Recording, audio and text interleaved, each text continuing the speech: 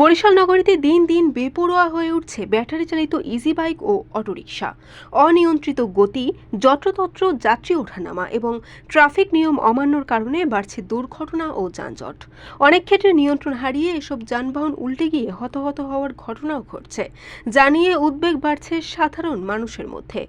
সরেজমিনে দেখা গেছে, নগরীর প্রধান সড়কগুলোতে সাইড লেন থাকা সত্ত্বেও অধিকাংশ চালক তা ব্যবহার করছেন না, বরং মূল সড়কের মাঝখানে চলাচল ও হঠাৎ থেমে যাত্রী ওঠানামা করায় সৃষ্টি হচ্ছে তীব্র যানজট।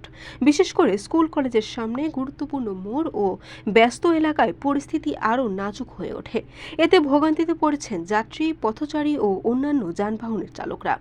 নগরবাসীর অভিযোগ, কোনো ধরনের প্রশিক্ষণ বা নিয়ন্ত্রণ ছাড়াই চালকরা সড়কে নামছেন, যা দুর্ঘটনার ঝুঁকি বাড়াচ্ছে। আপনি যে গাড়িটা চালাচ্ছেন, এটা নিয়ে কি প্রশিক্ষণ নিয়েছেন? কোনো ট্রেনিং নিয়েছেন?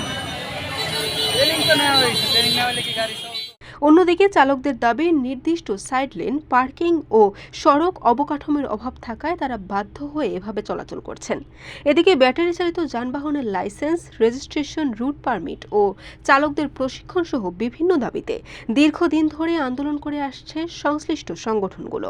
তবে বিআরটিএ বরিশাল কর্তৃপক্ষ জানিয়েছে, নির্মাণগত ত্রুটির কারণে এসব যানবাহন অনুমোদনের যোগ্য নয়। জানেন যে বর্তমানে যে ব্যাটারি চালিত ইজি বাইক চলাচল করে সেগুলো কিন্তু অবৈধ ঘোষণা করা হচ্ছে সরকার কর্তৃক।